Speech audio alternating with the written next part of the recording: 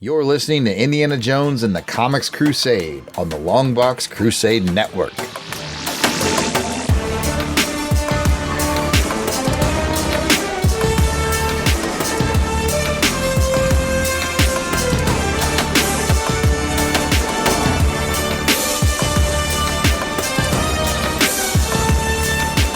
Hello and welcome to Indiana Jones and the Comics Crusade. I'm your host, Jared Albrecht, the Yard Sale Artist, and I will be taking you on an adventure with me as I index all 34 issues of 1983's The Further Adventures of Indiana Jones by Marvel Comics. On this episode, we will be taking a look at issue number 12. Issue 12 is cover dated December 1983 with a script by David Michelinie. Pencilers are Kerry Gamble and Luke McDonnell. Inks are Mel Candido. The letterer is Joe Rosen, colorist is Bob Sharon, and the editor is Luis Jones. Now for a quick cover description. The cover is drawn by Bob McLeod. Indiana Jones stands pistol ready in his pale blue corner box, and the title logo is white with blue highlights. Main action depicts Indiana Jones being tossed into the air by an angry bull, with just a small piece of lumber to protect him from the horns. And now for a quick story synopsis. When we last saw Dr. Jones, he was being set upon by an angry bull. Using his wits and taking some lumps, Indy is able to escape the danger in time to link up with Marion as they both search for Indy's friend Tori. Tori is being held captive by Ayub's Ismaili henchmen, so Indy and Marion intervene. After successfully escaping with Tori, the gypsy takes him to his camp to meet the Gypsy King, where Indiana is hoping to get permission to see the fourth nail of Christ's crucifixion. After helping the gypsies fight off the attackers that are also hunting the nail, Indy earns the trust of the gypsies and is allowed to view the nail. Of course, the Ismaili warriors show up just in time to get to the nail first, but its power kills them all, which is all the warning that Indy needs to realize that leaving the nail right where it is with the gypsies is the best course of action.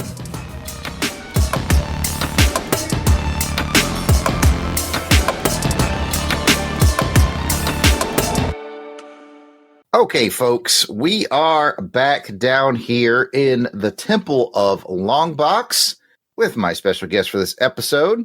He's a LONGBOX CRUSADE family member. You may know him from his podcast, Coffee and Comics. You may know him from Fan Film Fridays. You may know him from the Sword and Sandals podcast that I can't remember the title of right now, but he'll let us know. It's Clinton Robison. Welcome to the Temple of Longbox, Clinton. Hey, Jared. Days of High Adventure. It's called Days of High Adventure. My brain wasn't working right. I'm just curious. Why are you saying Temple of Longbox? This is clearly Basement East. I have told a few of the people who have been down here before. They said you have to go past Clinton, you have to go through there, and then you made your way down. You know, you have all the subterranean mapped out of Longbox headquarters. There was all that construction equipment that came through here. I'm pretty sure like half of them were Transformers in disguise, but you know, that's a whole nother show. That is another show. Yeah, talk to Dylan about that. But yeah, man, I'm happy to have you down here in the Temple of Longbox to talk a little further adventures of Indiana Jones. And I will start with the question I ask most of my guests when they're first on. How did you come to Indiana Jones? Like, do you remember a specific moment that you discovered him? Was he just ubiquitous for your whole life? What was your Indiana Jones experience like? Never heard of him. Well, welcome to the show. I hope you enjoyed this issue that you read. Yeah, who's this guy? Wichita Smith, huh? Yeah, that's the guy. Okay, Indiana Jones. God. Well, you see, I was born in 80, so Indiana Jones was pretty much pop culture osmosis at the time, like Star Wars and anything else. You know, if you stepped on a playground, you knew what that was. You know, whether you knew what that was or not. Right? No, yeah, you're definitely like my last guest, who's also a little younger than me. I had Aaron Bossig on from Hungry Trilobite, and he said similarly. He was like, it was a thing. It was just always a thing. Being born in 80, that totally makes sense. Yeah. Like, I mean, I watched Temple of Doom long before I watched Raiders, so I knew what that was. And of course, they used Indiana Jones clips on the Muppet Babies a lot. Oh, yeah. Not as much as Star Wars clips, but you know. There was always a boulder to be chasing someone sometime. I loved that show. We're going to do a whole other Muppet Babies podcast show at some point. Dude, that'd be a good nostalgia talk. I'll tell you what, they are making my dreams come true. So pretty ubiquitous then. And I think I'm like you. I have this real vague memory of seeing Raiders of the Lost Ark just because I was young. I was about 5. And our sister had just been born. My dad took me and my brother to a double feature to get us out of mom's hair for a Saturday. And it was Harrison Ford double feature, Empire Strikes Back, and Indiana and Raiders of the Lost Ark.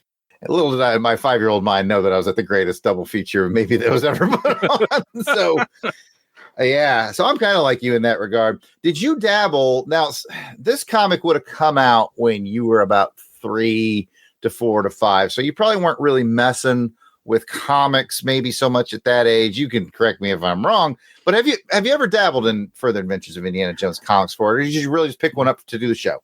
I really wasn't like into comics at that time. The Sunday morning comic strip in the newspaper pretty much, kept me going from week to week. However, okay, this be ready for like this long convoluted story. Further Adventures of Indiana Jones is in something I like to call cousin comics. Okay. See, when my cousin moved, and bear in mind, he's several years older than I am, had several comics, yada, yada, yada, moved away, left several comics in his room when he left. And it was like, yeah, hey, can somebody go and do a final walkthrough on the house, pick up, and this and that, whatever, that kind of thing. Okay, yeah, sure. So, I come across all these well-worn, we'll say, comics, clearly unwanted. A couple of John Byrne Fantastic Fours, 2/3 of the Dune adaptation, 1/3 of the Last Starfighter adaptation, Justice League, a DC Comics Presents, a couple other things here and there, a couple of Marvel Star Wars, and The Further Adventures of Indiana Jones, number 26. Oh, now I wish I'd scheduled you for episode 26. Yeah, it kind of became like a topic of conversation once, those of us at school actually became more of the reading type age and got a little more knowledgeable of things beyond Muppet Babies and such. We all agreed on a couple of different things. 1, it was definitely no Temple of Doom. And 2, it was definitely not Harrison Ford. That topic comes up on almost every episode about how they got the IP rights, but probably not the likeness rights. I mean, I appreciate the likeness more now, but, Yeah, when you're a kid, you're like, yeah, these guys can't draw.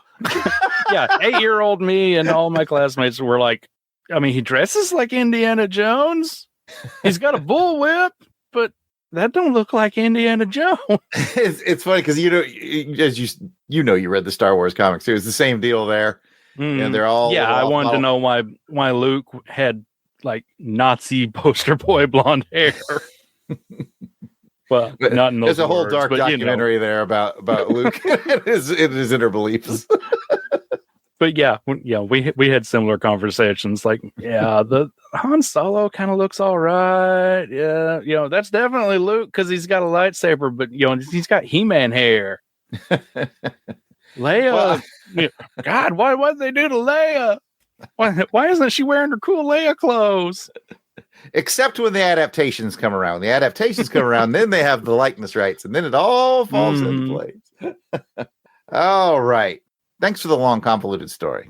I can make it longer and more convoluted. All right, well, that's kind of cool, though. I kind of like the whole found comics thing. I have a similar story. That's how I got in the Justice League. Just a friend of my brother's. We lived in Germany. They were moving.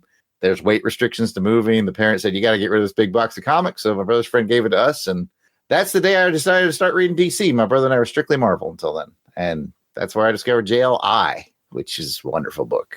It's the whole reason that Shag and I are friends, so I guess it's not completely wonderful, but yeah. You walked into that mess willingly, sir. You got me on that. That's what a kid in Germany tells you in 1989 is that eventually you will be friends with a dude named Shag. Yeah. so just roll some chicken bones, and so saith the chicken bones. Uh, all right, let's get to the further adventures of Indiana Jones, number 12. And we start where everybody starts, with the cover. So, let's say you're spinning the spinner rack in 83, and that's pretty good because you're only 3 years old. And that's good dexterity. You see this cover, and what are your thoughts, Clinton? Oh, that is clearly an episode of Looney Tunes, the one where Bugs Bunny takes a wrong turn at Albuquerque and goes to the bullfight. Yes, I have a mental image of the bull sharpening his horns on the grindstone. I mean, is it not? It is highly reminiscent of the Bugs Bunny cartoon, yes. But yeah, you've already given a cover description to everyone. This is an action-packed cover. Definitely grabs the attention.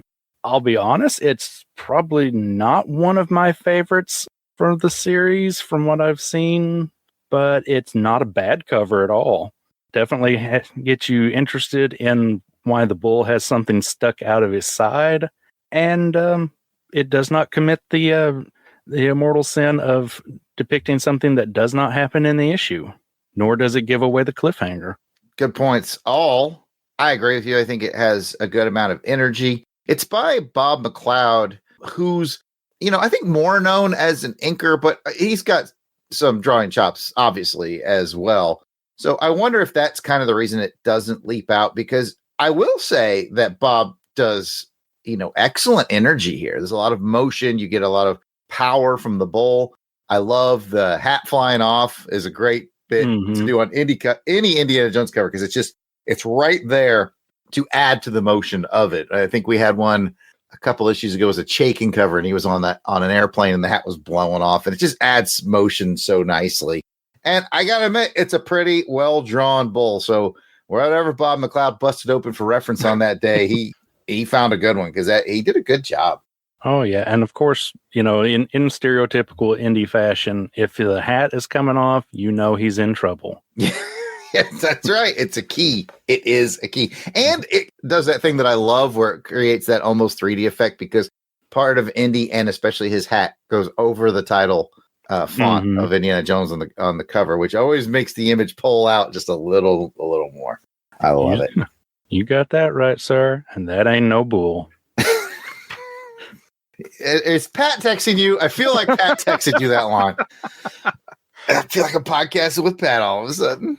All right, let's open it up. Look at the inside. This is where you get to run your mouth as much as you would like. I'll edit you down if you go too far. But we get in the inside where famous comic book scriptwriter David Michelinie has really taken over this series. Now he's done a few issues. You're coming in at the part 2 of 2. So you're getting the second half of a story arc. You pick up where we left off with the cliffhanger of the bull chasing him down, as we saw on the cover. And from there, there's actually a lot of story in here. So I'll just kind of turn it over to you. I've done a story synopsis, but I'm interested in what sort of stuck out to you as good stuff, or if you had stuff that you're like, I don't understand this, or whatever, man. What do you got on the story? I'll be honest, on the story, it took me a little bit to figure out what was going on, because we start right in the middle of the action, picking up from last issue's cliffhanger, obviously. The bullfight goes on for, let's see, 4 pages? Yeah, that bull is as tenacious as the one in the Bugs Bunny cartoon. I mean, which when you say 4 pages out of a 22, 23 page story, that's not a ton, but it's a lot when you're first coming into it. Yeah, and especially, much like the rest of the book, it's packed with panels. There's a lot of panels in there. Yeah, and this is, early 80s comics, so they definitely have words, too. Near Claremontian era of wordsmithing in the books. So, when Indy and the bull have a mind fight, and... Oh, wait, wrong show. Oh, no. Oh, goodness. Well, once he gets out of that mind fight, it's more back on to the search for the 4th nail of the crucifixion. And so, any thoughts from that point on? Again, it took me a little bit, just about the time that they got to explain what the 4th nail was. I had kind of already pieced it together, though, so that was pretty good. Good on their part, not on mine. I'm not trying to be like, I'm smarter than you, Colin. No. Because when I was reading it or rereading it for this recording with you, I kind of try to put myself in your shoes in that part 2 of 2. Like, how would this? And you're right. It does. I did notice it unfolded about halfway through the book is when I really felt like, okay, a newcomer would really be caught up at this point, about halfway through the story. If you want to like make an equivalent, it's kind of like when I first found out that there was another Indiana Jones movie called Raiders of the Lost Ark. And my child brain had never heard of the Ark of the Covenant. I was like, he's going after Noah's boat? That's going to be hard to ship home. Yeah. I was like, why is he looking for the boat? And my mom's just like, no, it's this thing called the Ark of the Covenant. You're gonna, but I appreciate. She's like, I appreciate where your mind's going. You're thinking, but so context clues. Context clues. Yes, I did feel like about halfway through you got that, and then it really is just sort of very Indiana Jones. Just I feel I don't put words in your mouth, but you can weigh in on this. So, like I felt like it was a very Indiana Jonesy story of basically him and the Ismaili Arab warrior dude, sort of just kind of. Racing to get the nail. Mm-hmm. I felt like it was very Indiana Jones-ish. Did you get that same vibe? Yeah, absolutely. I mean, it has everything you really want from an Indiana Jones story. He teams up with Marion, which is always a plus. He has his local contact. God help me, I can't remember his name. Tori. It's short for something, but his nickname was Tori. Yeah. You got him. You've got them like talking to other locals to get more information. Like you said, you've got the Ismaili guys. So, a rival faction. And in Raiders of the Lost Ark and Temple of Doom style, you've got a religious artifact for him to go after. It's not just a random treasure, which is, again, pretty much what you're wanting from an Indiana Jones story at this point. Yeah, I really think David Michelinie had a good grip on the formula, which also speaks well because, I remind everybody's on the show, we're reading based only off Raiders. Temple of Doom hasn't even come out yet. So he's got a good feel for how this whole, series is kind of going to go. I think that speaks well. And I think it was my brother who brought up on a previous episode. And if not, I apologize for whoever said it, but Lucas really birthed Indiana Jones from the Saturday matinee theater style cliffhangers, the serials from back in the day. And my brother kind of pointed out that what's kind of probably working in Michelinie and them's favor is, they were all sort of the same age. So they had probably seen all that same, they had that sort of same storytelling background, if you will, from seeing all the same things that George saw when he was a kid. So that might be why it's so successful. That's a good theory my brother put forward. I like that. I can see that. Makes a lot of sense. Yeah. Jason gets one right every once in a while, I think. So I got to point out one thing in here, and then I'll have your thoughts on the art as well. Actually, I'll point out two things. This has one of my very favorite panels, maybe not of just Indiana Jones, but maybe comics ever. And it's where Indy kind of catches the Ismaili guys. He sneaks in and he catches them. I think they're questioning Tori, and there's a big net over him, and he cuts the ropes. The net falls on him. And the Ismaili guys, which he describes as you're basically your Middle Eastern ninja, which I thought was funny because I don't know how prevalent the term ninja was in the 30s, but in 1983 it was everywhere. But the net falls, and the ninja dude, they don't panic. He literally just kind of turns around and he says, with icy lettering on the word balloon, he just says, Indiana Jones. I love that panel. That first of all, the art on that panel, that is beautiful. It looks like it would be something that you'd see in G.I. Joe, like just a few years later. Yes. But at the same time, with the little icy word bubble, the dude is just like, God dang it, you little son of Indiana Jones. Perfect facial expression, perfect word balloon by the letterer. The colorist even goes so far as to color him all in red, just to show like he is just ticked off.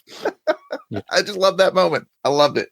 I like these Ismaili all overall, and I think you hit on something. They definitely have a G.I. Joe feel to them. You are correct. Oh, yeah. I mean, you could definitely see these guys be recolored and touched up a little bit, and they're night creepers, or or like even the red ninjas from early on in G.I. Joe. Yes. Now, speaking of the sort of art and the layout and all that stuff, this issue's kind of interesting in that it was half done by Kerry Gamble, who did the last issue, which was maybe artistically my favorite one so far.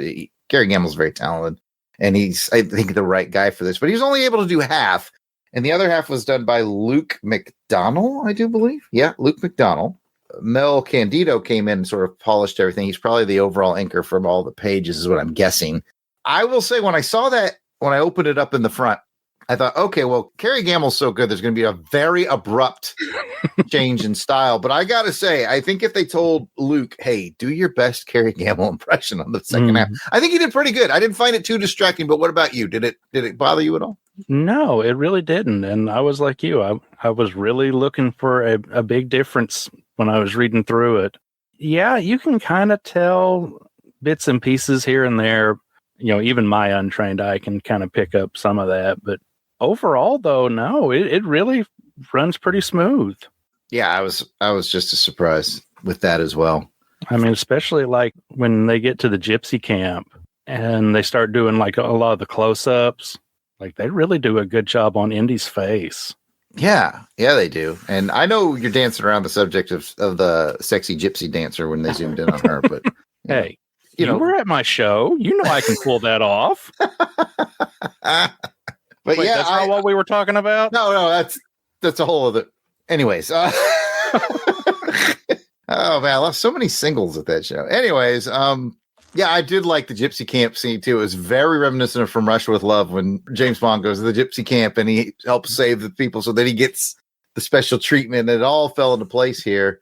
And then, of course, it all wraps up. I kind of like the way it wrapped up because they introduced this dude, Ayub, who's a big sort of foil for Indy, but not a foil like Belloc that he would fight in the field, but like a mastermind. Like, he's this guy who collects artifacts, with just a little twist. He and Indy could definitely be friends, but you can tell there's something a little, smarmy about Ayub that, Indy wants to get the stuff and give it to the world, put it in a museum, make sure it's well kept. Ayub wants to put it in his personal collection. Nobody ever sees it again. That's the big difference, but they both respect this stuff. And I thought, especially through this 2-issue story arc, that Ayub is an interesting character. And I can't remember if David brings him back in future issues or not. I hope he does. He is definitely a character that feels like he needs to be back.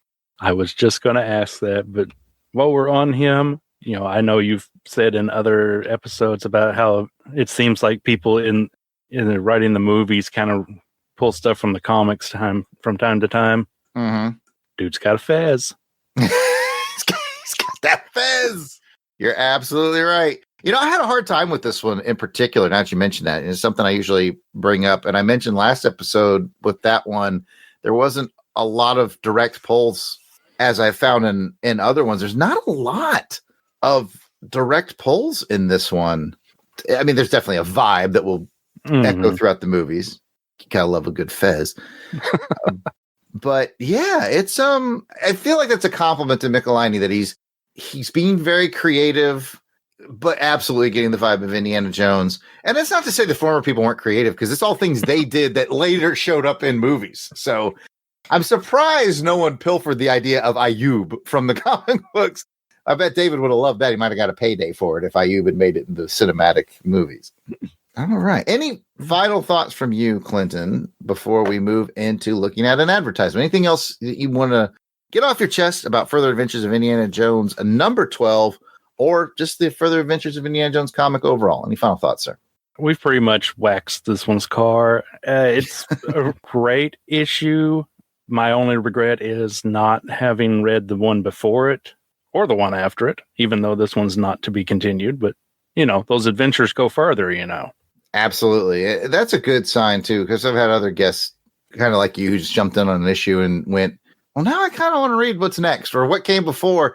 That's a good sign of a good book, that it hooks somebody in and makes them want more. So kudos to the creative team from 1983 on Further Adventures of Indiana Jones.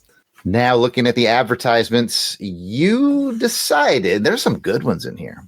You decided that we were going to look at the one-page, full-page ad for ABC's Saturday morning cartoon lineup. Kids love Saturdays. Saturday mornings turn on the fun, excitement, and adventures of all your favorite pals when Pac-Man drops in. Yahoo! Hi-oh, PJ! But that's not all. Never fear! Super Pac is here, followed by Rubik. Rubik like to play! With his mystical magic, Rubik the Amazing Cube. Then it's Menudo.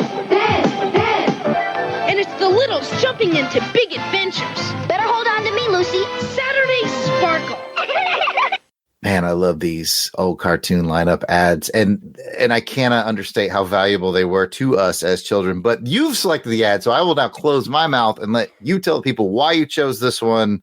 Begin. Well, of course, because kids love Saturdays. And Saturday morning cartoons are definitely a thing of the past.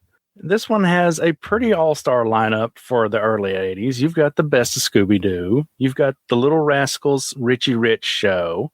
Monchichis, which were absolutely a thing in the 80s, folks. The Pac-Man cartoon, which, again, was absolutely a thing in the 80s, folks. And you think I'm done doubling down on things in the 80s? No, we have Rubik, the Amazing Cube. You have chokehold that video games had. We have Pac-Man and Rubik, the Amazing Cube. You have the Littles. You have the Puppies Further Adventures, whatever the heck that was. I have no idea. And then you come right back around and you have the new Scooby and Scrappy-Doo. Okay, maybe we're bottoming out now, folks. Your Scrappy-Doo mileage may vary. On top of all that, at the very bottom of the ad, they tell you to watch for Menudo. I'm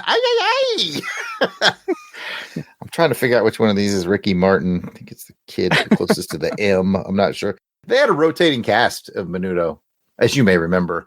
You would age out of Menudo. I think once you hit like 15 or 16, they age you out and bring in a new kid. Wow. So, I mean, that begs the question. If you only could watch one from this lineup, what show are you watching or were you watching back in the day? Well, I mean, every kid watches Scooby, but... Right. Scooby's just... I don't think the world's known a year without Scooby-Doo since 1969. He's so ubiquitous. We're just going to take Scooby off the table because that's a given. Yeah, that's a given. I have very clear memories of the intro sequence to Rubik, but not so much the episodes. But I do have some fond memories of that Pac-Man cartoon, regardless of how tacky it can be. By tacky, you mean awesome, I think. Hey, it was awesome to me. Our good friend Jonathan Schaefer Hames loves to talk about this cartoon, though. Oh, yeah. I'm also picking Pac-Man. In fact, this issue also has a double-page spread later on of the NBC lineup. What it's reminding me of is two things. One, as I mentioned, the absolute value of these when you were a kid to have these in your comics, it allowed you to plan your Saturday morning. Mm-hmm. You would flip back and forth between the ads. Okay, I got at 7, I'm going to this channel. At 8, I'm going here. And at 8:30, I'm going to move all that jazz. But it also lets me know that I was much more of an NBC kid because they had the Amazing Spider-Man, the Incredible Hulk, Thundar, Alvin and the Chipmunks, Smurfs. So I definitely feel like as a kid, I was on NBC almost all morning, but I might flip over to catch that Pac-Man and then flip back for the rest of the NBC lineup because I do remember enjoying the Pac-Man. Now, see, we didn't get very good reception for NBC when I was a kid. Living out in the country, over-the-air antenna, all that fun stuff. However, ever so often when the weather was just right, I could catch an episode or two of the Hulk. Yes. Yes, I love it. That Hulk cartoon left a very strong impact on me. Yes. Yeah. I mean, of all the cartoons we've mentioned, it's definitely the Spider-Man, His Amazing Friends, and the Hulk that most memorable. And, it's one of those, when you see the Hulk done that way at that age, and somewhere in your brain, you're like, there is only one way to draw the Hulk. And that's it. Yeah. And I'm looking at the art from the ad, and it's fantastic. It's incredible, if you will. Anyway. That about wraps it up for the further adventures of Indiana Jones number 12. I want to thank Clinton for joining us down here in the Temple of Longbox. Normally, I ask people if they need a map of all the traps and stuff between here and there. You don't. You know the underworkings of LBC like the back of your hand, so I know you're not worried about all of that. Maybe I'll draw you a map. Yeah, I could probably use an update. Take a look at my map, make sure it's accurate. But Clinton, before you go, would you please let the listeners know where they can listen to your shows? Oh, goodness. Well, if they do want to listen to my shows, it's pretty much everything you said right at the first. On this network, I do Fan Film Fridays, where somebody ridiculous enough to come down to the basement usually sits down and talks a few minutes about a fan film here or there. Jared, you've done 3 now? I feel like it was 3. Yeah. Always down for more. Maybe 4. I can't, right? Zelda, Street Fighter. Yeah, it'd be 4 because the Street Fighter was a double feature. Yeah. That was definitely another one that slipped my mind. See, we talked to Indiana Jones on there. Yeah, we did. We did the animated short. Well, yeah, that was cool. Yeah. Anybody wants to talk online fan films or hear us talk about them, you can listen to that. As you said, I do a show called Coffee and Comics where I usually review whatever random comic pops in my head. Do a more focused show called Days of High Adventure where look at sword and sorcery comics. That's kind of just on an as I crank it out basis, so very sparingly, I'm afraid. And more recently, I've been on a show with John M. Wilson and Lane where we look at Teenage Mutant Ninja Turtles Adventures comics from Archie and the original Teenage Mutant Ninja Turtles comics from Mirage, and that show is called Turtle Power Hour. Oh, I love it. I'm currently on a quest to get the Archie series. That was a big part of my early teenage years was reading those. Love them. Love that series. Surprising how much they're worth nowadays, isn't it? I know. They are. It is not a cheap quest. Well, it's cheap when you do it the way I do it, but yeah. But you have to be patient. It's not like they're, Action Comics #1 kind of pricey, but right. Finding them in a quarter bin is kind of a rarity. I jump all over them when I find them in any kind of dollar or less bin, especially. But if people want to chat with you personally online on the social medias, where can you be found? You can find me on Twitter at Coffee Comics BLG because of how Twitter handles worked at the time. Or you can find me over on Blue Sky at Coffee and Comics. Or you can just shoot me an email at fanfilmfridays@gmail.com. All right. Thanks again for being here, Clinton. I've enjoyed chatting with you. Hey, pleasure to be here. Thanks for having me on. And, every time you hear somebody screaming or making whatever kind of whooping noises in the background on other episodes, that's just me. Probably stubbed my toe again. Or fell into one of our traps. All right, man. We'll catch you later. You can find me at Yard Sale Artist on X, Facebook, and Instagram. It's all at Yard Sale Artist. You can check out my artwares at www.theyardsaleartist.com. And of course, we'd love for you to check out the Longbox Crusade in all its locations. We are at Longbox Crusade on X, Facebook, Instagram, YouTube. You name it, you can probably find us out there at Longbox Crusade. Of course, you can call and leave a voicemail, 707-532-5269, 707-532-LBOX. We'd love to hear from you. And this is one of our shorter shows, so I will just say thank you to all the Patreon members out there. Our Crusaders Club members are the best, and they keep this stuff going. Thank you so much. I look forward to reading your names on a longer episode in the near future. With that, thanks for joining us again down here in the Temple of Longbox, and we will see you soon. We named the dog Indiana. The dog? You are named after the dog? Got a lot of fond memories of that dog.